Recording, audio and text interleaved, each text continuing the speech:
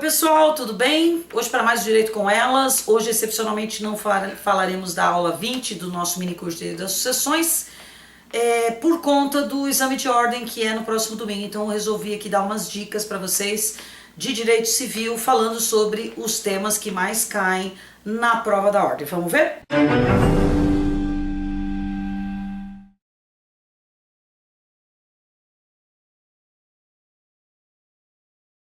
Bom, gente, eu tirei aqui os assuntos, foram selecionados pelo site provasdaoab.com.br.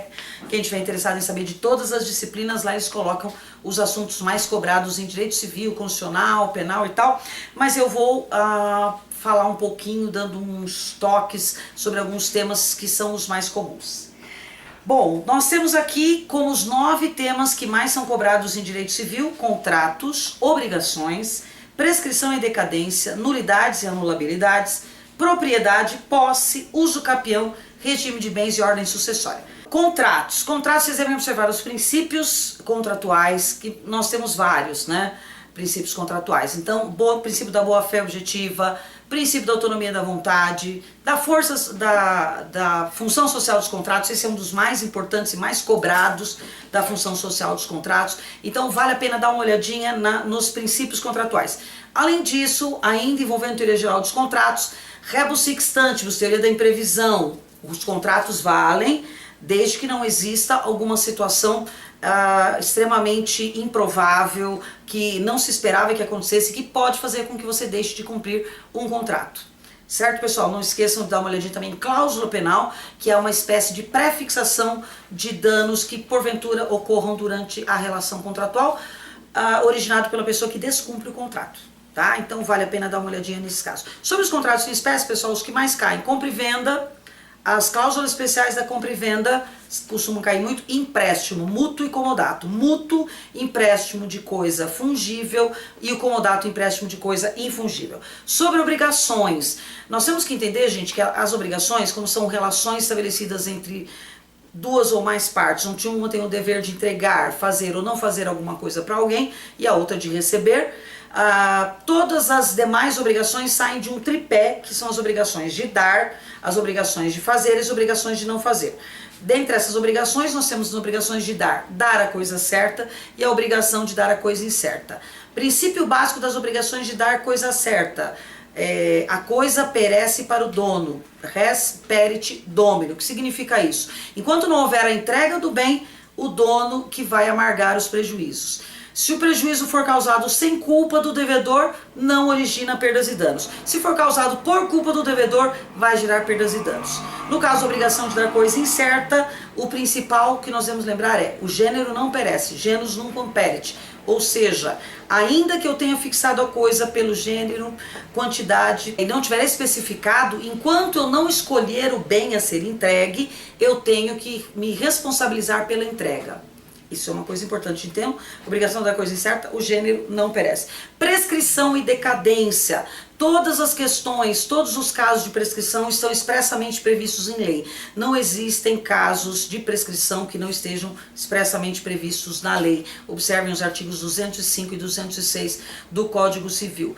Prescrição vai recair sobre direitos a uma prestação. Decadência vai recair sobre direitos potestativos. Significa que direitos a uma prestação, alguém tem que dar, fazer ou não fazer alguma coisa para você.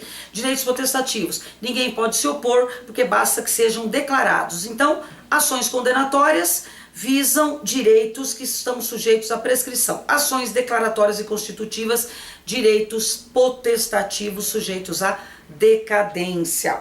Nulidades e anulabilidades, gente, artigo 167, artigo 171, determinam em que casos os negócios serão nulos, em que casos eles serão anuláveis.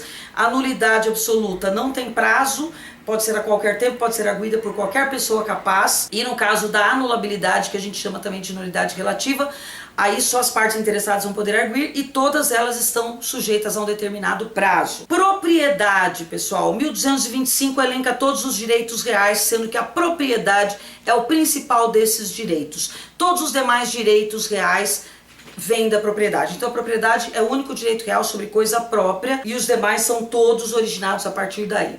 Então eu colocaria o direito de propriedade como o principal. Quem tem o direito de propriedade tem o domínio pleno sobre o bem. Então concentra todos os poderes inerentes ao domínio: usar, gozar, fruir, dispor e reivindicar. A posse, muito próxima da propriedade, mas ela não é necessariamente um direito, e sim uma situação de fato geradora de direitos. Então a posse é extremamente importante. Qual a diferença básica entre posse e propriedade? A posse não é um direito real, uma situação de fato. A propriedade é um direito real. A posse, para você ter a posse ser considerado possuidor de acordo com o artigo 1196, tem a posse aquele que exerce pelo menos um dos direitos inerentes ao domínio, ou seja, usar, gozar, fruir, dispor e reivindicar. Se eu tiver um desses poderes, estiver usando, por exemplo, ou fruindo, eu posso me considerar um possuidor.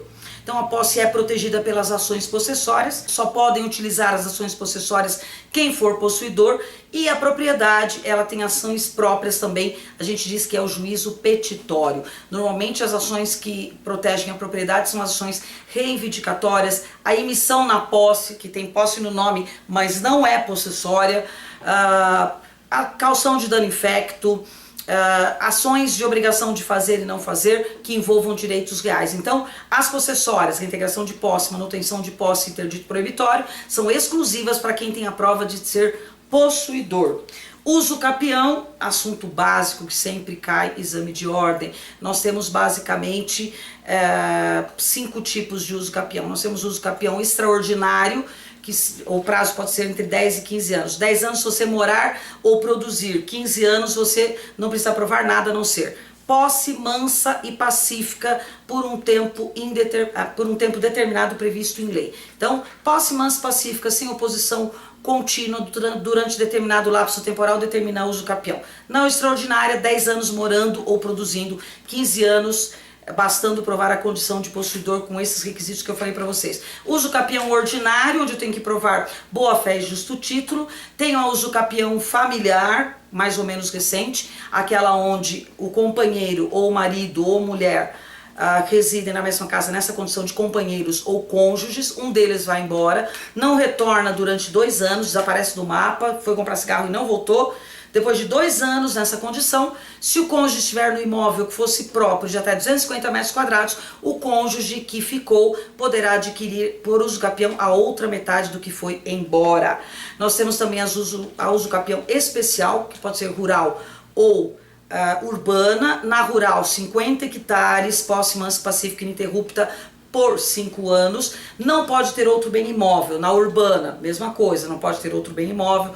Posse mansa, pacífica e ininterrupta de imóveis urbanos de até 250 metros quadrados, sem ter outros imóveis. Importante, nas outras espécies de uso capião que não sejam a uso capião especial, eu posso ter quantos imóveis eu quiser e mesmo assim uso capir. Regime de bens, regime legal no nosso ordenamento é a comunhão parcial de bens desde 1977. Além da comunhão parcial de bens, onde se comunicam todos os bens adquiridos onerosamente após o casamento, eu tenho também a comunhão universal de bens, onde comunicam-se todos os bens.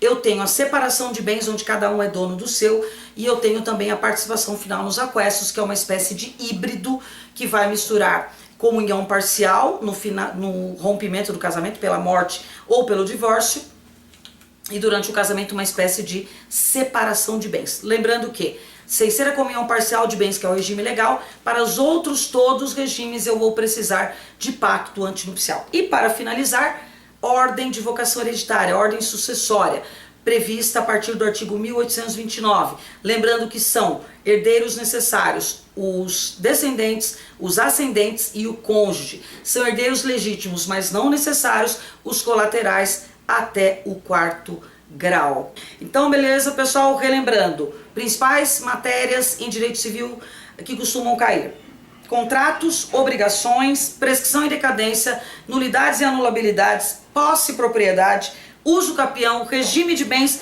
e ordem sucessória. Lembrando a todos, é bom ficar bem tranquilo para fazer a prova. Vocês sabem a matéria, fiquem sossegados, tem que ir com foco, pessoal. Foco, que no final dá certo, nada de ficar nervoso. Combinado? Levem aí as minhas boas energias, as boas energias de todas as meninas aqui do canal. Continuem divulgando o nosso canal para os seus colegas, para os seus conhecidos, que a gente vai estar tentando explicar o direito de uma forma mais simples para todo mundo. Beleza? Se você gostou, deixa a sua curtida aqui e a gente se vê na próxima semana.